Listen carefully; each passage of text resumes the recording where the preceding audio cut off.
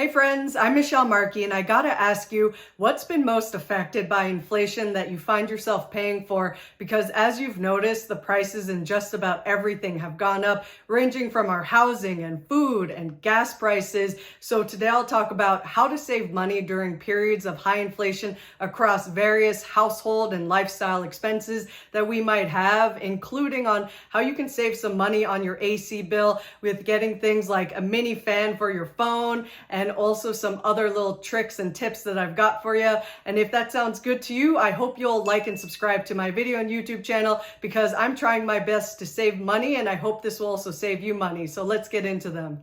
And if you'd like to save money, it would be good to carefully evaluate your household and lifestyle expenses to identify what things you must live with and what things you can live without. Because if you want to save the most amount of money, then it would be optimal to live below your means, where more money is coming in than going out, where you're deciding to eat more of your cake later than eating it now so that you can maximize money savings. Because the average American household in 2022 has the top three biggest expenses in spending 33% on housing, followed by 16% in transportation, and 13% on food, followed by insurance and pensions. And of that, 6.2% is to Social Security, as well as to healthcare, and also cash contributions, which I like to think of as cash gifts to occasions like birthdays, weddings, and donations to causes you believe in. And if you notice, some of our biggest expenses are in housing and transportation,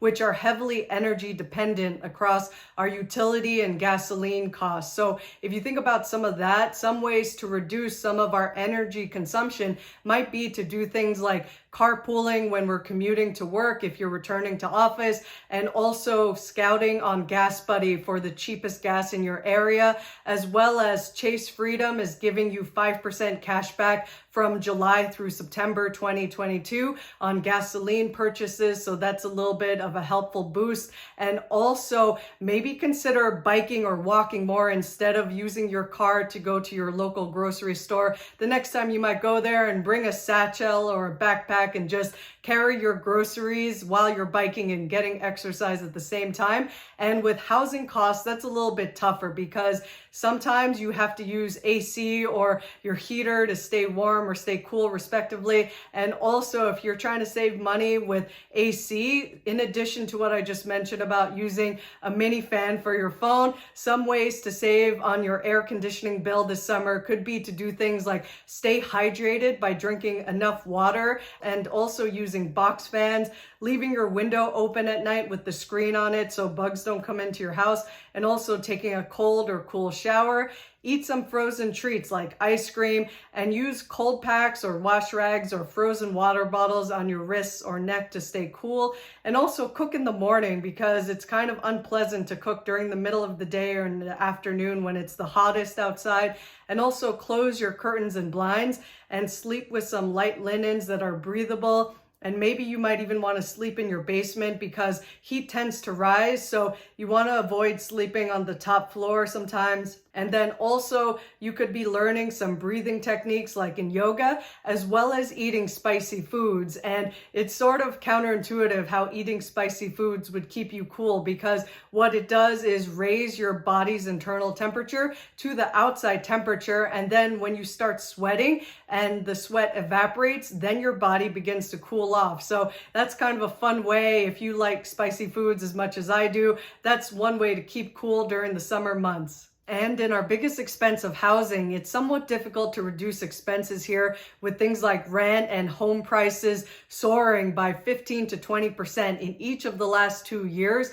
And now we might be finally seeing some reprieve with mortgage rates hitting something like 6 to 7%. And that might be finally starting to cool some home sales from their peak prices that they've reached so far. And also some ways that you might be able to save would be if you were willing to live in a cheaper location location, which is difficult for a lot of us to want to do, and also maybe pool our money with other people to buy a place, or also move in with some roommates or family, and also to identify some energy efficiencies you can achieve in your home, like buying energy efficient light bulbs and appliances, and also changing some things in your home to just save on your utility bill. And besides housing, the next place with transportation, I already talked about some ways that you could save there. And with food, I have a bunch of suggestions of even some personal changes I've made on how to save money there. But the average American annual household expenses totaled over $61,000 in 2020.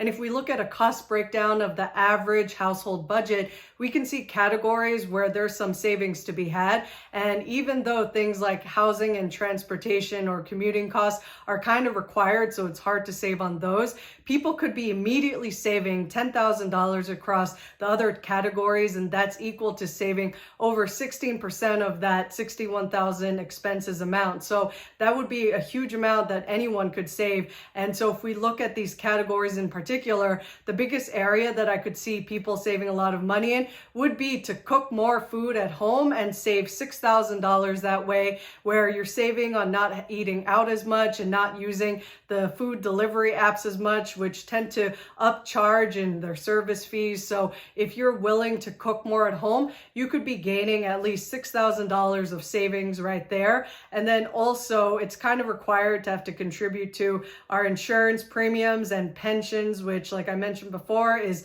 a lot of Social Security contributions we make. But if you're willing to shop around, you could be saving a bit on car and house insurance. Like, I know we hear the popular ad jingle of 15 minutes or less could be saving you 15% or more on car insurance, and all the other jingles that car insurers like to tell you to save you some money. But it can be true. You could be saving more than 15% sometimes. You could be saving as much as 50% on car insurance at times. So definitely keep a lookout on that.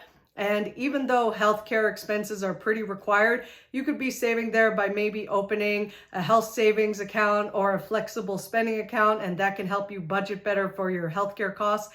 And entertainment is entirely optional in my opinion. So you could save at least $3,000 on entertainment if you settle on maybe only one streaming service, and also getting a TV antenna that costs less than $10 on eBay. And that could be your entertainment for the year if you really want to save on entertainment by not really spending as much on TV or going out to be entertained. And then with cash gifts, this is kind of required when we're going to events. So I don't really see a way out of these cash gifts. And then with apparel and services, this is semi-required because we all need to be clothed, but here's where I would encourage people to shop wisely, because you don't necessarily need the fanciest clothes, and there are ways to save with clothing. And then education is good for you if you're trying to advance. So I wouldn't really try to skimp on your education, but one thing you can do is not have to pay more in tuition if you don't have to. Like, if you can get a public school education, that will save you compared to a private school education. And then with miscellaneous, if that's shopping, then again, shop wisely. And with personal care products, they don't necessarily have to be lavish either. So even though this is semi-required, you could be saving in your personal care products as well. And then with alcohol, this is totally optional. So you could already be saving $560 there. And also tobacco and smoking products are totally optional. So saving another $330 there for a total of $890 of savings you could be having on vices you don't really need in your life. And then in reading, you could be saving $110 on books by using more libraries. So across all of these categories, that adds up to at least $10,000 that you could be saving just in what I mentioned here alone. And as widespread as price hikes have become across things like gasoline, airfare, electronics, and food, like how the Wall Street Journal noted that some of the biggest consumer staples have risen by double-digit price increases, like eggs, citrus fruits, bacon, beef, and milk, I still find ways to save money where I aim to make most of my meals cost me only between 50 cents to $1, and that way I'm saving way more than if I spent $10 to $20 from restaurant food. And then instead of doing that, I go to discount grocery stores, farmers markets, and Costco to save a lot of money, especially in buying in bulk. And I go less to regular supermarkets that don't have nearly as good of deals. And some of the items that I've personally changed so that I could save some money would be things like I now buy more carrots rather than spring mix or spinach in a pound box, because that saves me about $4 to $5. Instead of buying the spring mix, I only spend less than $1 usually on a pound of carrots.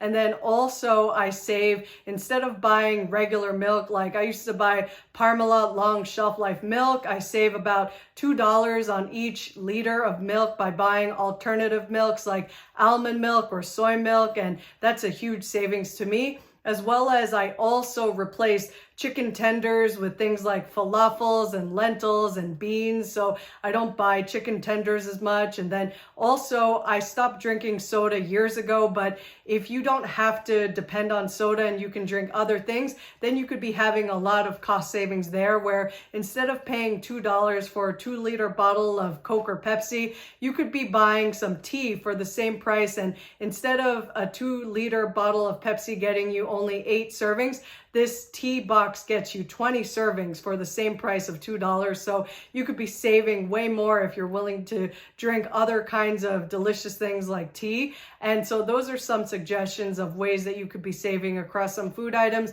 And of course, your taste buds will be different than mine. And I'm sure you'll find alternatives to things that you eat that you'd be just as content eating as well. In addition, the average American household throws out $1,600 of produce every year, so let's waste no veggies. And I highly encourage you to only buy that which you can imagine yourself eating in its entirety. And also I encourage you to figure out fun ways to spend time with friends that don't cost that much money. Like instead of dropping $20 on avocado toast at a brunch restaurant, you could make the brunch yourself and your own homemade avocado toast and bring it as a picnic along into a park or at the beach and hang out with your friends and enjoy low-cost food and have a great time. And also one last tip for you is, if you're trying to save on electricity costs since energy prices have been skyrocketing, maybe you'd like to hang out your clothes to dry outside on a nice warm sunny day,